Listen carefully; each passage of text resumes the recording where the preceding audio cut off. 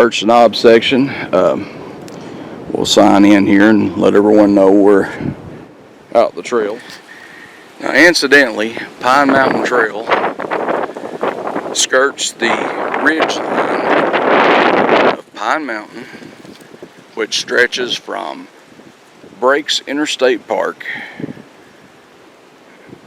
goes down the Virginia and Kentucky border, all the way down to Middlesboro, Kentucky, and all the way into actually Tennessee. So Pine Mountain Trail is a very long mountain. There's different parts of it that's higher in elevation. Letcher County actually has one of the highest elevations of Pine Mountain. So that's what we're checking out. You can see, I don't know if you can see through the trees or not, but we actually got quite a bit of elevation on us right now. Not sure the exact altitude, but we're a good ways up there, looking at most of the tops of the mountains. And if you look straight off into the trees and through the trees, you will see the top of Big Black Mountain, which is the highest mountain in the state of Kentucky. We're looking right at it right now. Sam's going to sign us into the trail here so they know we're heading out this way.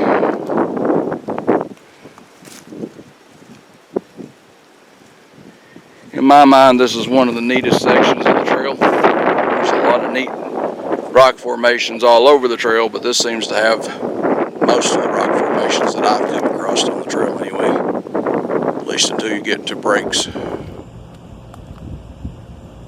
In 1750, Thomas Walker was one of the first Europeans to cross through Pound Gap. Now, he crossed through going back to the east. He had come in through Cumberland Gap and ran into hostile Indians in this area and was chased back through Pound Gap. I imagine somewhere close to where we are right now on the Birch Knob section of the Pine Mountain Trail. If you are a geocacher and you've done any geocaching on the Birch Knob section, you will recognize this rock. There is a geocache over there, as there are several geocaches out the Birch Knob section of the trail. This particular one, I believe, is called Hardy Hikers. In the 1700s, one of the most fearsome warriors in the Cherokee Nation was Captain Bench, they called him. His name was Benj. His father was a Scots trapper. His mother was Cherokee. And he became a leader of the war parties in this area, fighting against the colonization in the Appalachians. He was caught up with and killed back that way, east of us, in the Powell Valley. His remaining warriors headed down this way toward the Pound Gap. And just after they crossed through at the headwaters of the Kentucky River, there was a pitched battle between them and the settlers. And most of them ended up being killed. That's just part of the history along this trail and along this section of Appalachia.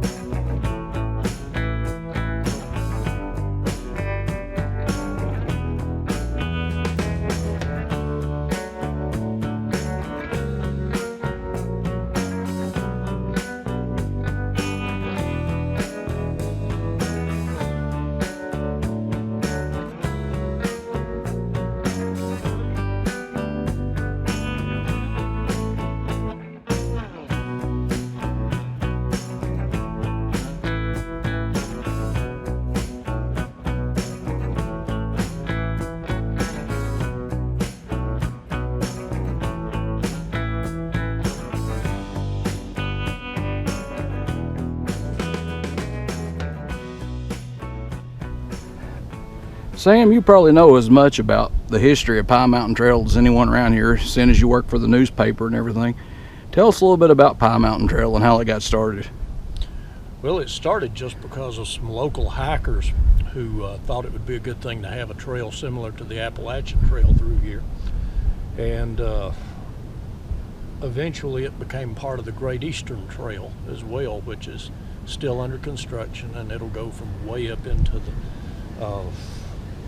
I'm not really sure what, New Hampshire maybe, or Maine, all the way down to Florida, kind of parallel to the Appalachian Trail. But they started clearing it on their own and lobbying the state, and then the state turned it into a linear trail when Governor Patton was in office. And what that means is it is a state park, but not all of it's in Kentucky. There are agreements with landowners and that kind of thing. Part of it's in Virginia. It goes all the way from the Breaks Interstate Park to Pineville, which is the end of Pine Mountain. It's about 120 miles. Actually ends at Pine Mountain State Park, doesn't it? Yes, I think it does. Yeah. So, how long would you say the trail is? About 120 miles, maybe? 110, 120 miles. All of it's not completed. We're on the Birch Knob section today, and that's complete. That goes from the Breaks Interstate Park, which is the northernmost point of the Pine Mountain Trail, all the way to Pound Gap in Letcher County. And from there it picks up with the Highlands Section. The Highlands Section goes to Pine Mountain at Whitesburg, which is also in Letcher County. And then you pick up with the Little Shepherd Section. The Little Shepherd Section starts there at Pine Mountain at Whitesburg at Letcher Gap and goes all the way to Harlan. So Letcher County has quite a few nice sections of trail right here in the county itself, doesn't it? Yeah, and there's several places you can get on the trail. Right in this area, you have two sections of trails. Like I said, we are currently on the Birch Knob section, and just as soon as you get down to US 23 and you cross the road there, you come into what they call the Highland section of Pine Mountain Trail. Now, if you go from Birch Knob all the way out to Tucker's Gap, or you take Highland section from the start of the trailhead there all the way out to Twin Cliffs, there you get so many more rock formations, and there's just a lot more bang for your buck, as we were saying, from this section all the way out to Tucker's Gap. I mean, you've got caves, you've got rock cliffs, you've got rock formations, you've got so much stuff to see. Views, even when the leaves are on the trees, there's views here like you wouldn't believe, and it's all free. That's the neat thing about it. You know, this trail system has become a state park several years ago. This is all Kentucky and Virginia's to share and enjoy, and anyone who wants to come out here.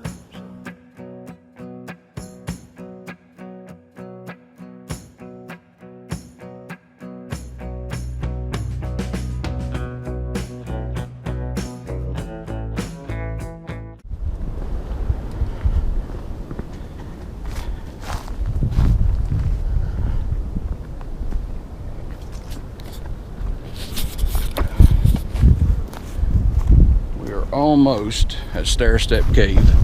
This is called Raven's Nest as opposed to Raven's Rock.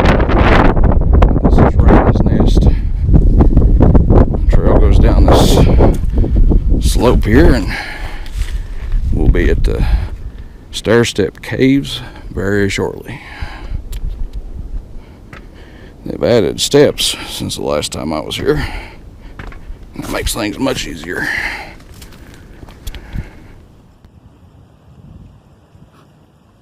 This is bear corn. It's a plant that grows in the woods around here. If you notice this, once it gets big, it looks like part of an ear of corn that sticks up out of the ground.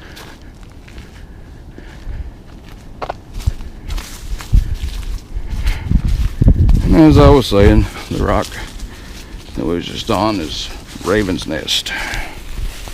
Go down through the rhododendron or mountain laurel or whatever you want to call it here. It's like going down through a cave. The neat thing is there actually is a cave down here. We're almost to it. By the way, you're in the land rich with earth caches and geocaches right through here. So if you're a geocacher, it's a very good place to grab a few caches while you're out. Really cool formation in here. We're gonna work our way down here to Stair-Step Cave.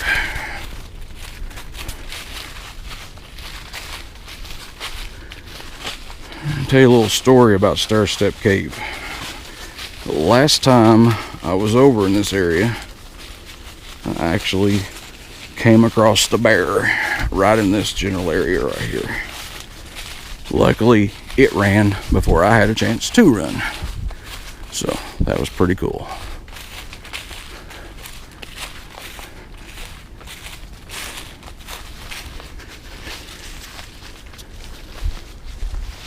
Staircase Caves. We'll work our way down here to one of the caves.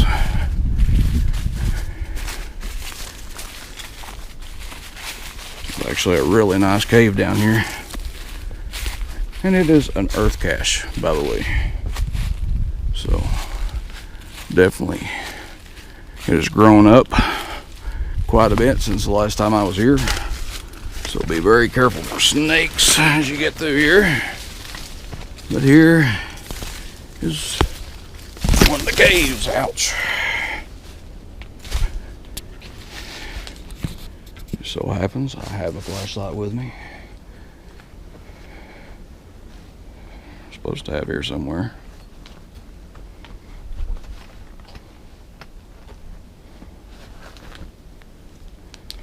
Are we ready? Let's go. Let's see what we see.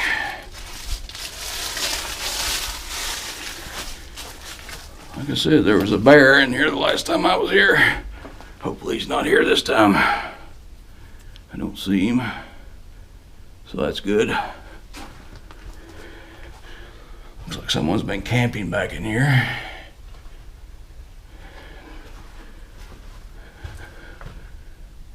Water. If you go on back in here, if I remember correctly, yep, there it is. There's another water hole right in there. And if you can see, the cave goes on out through there.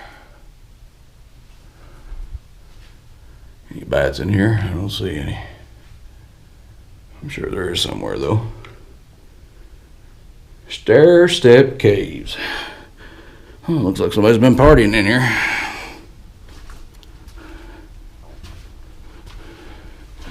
Pretty cool. As I said, this is an earth cache. I know that for a fact because it is my earth cache. It's one that I established several years ago. You want to see something neat?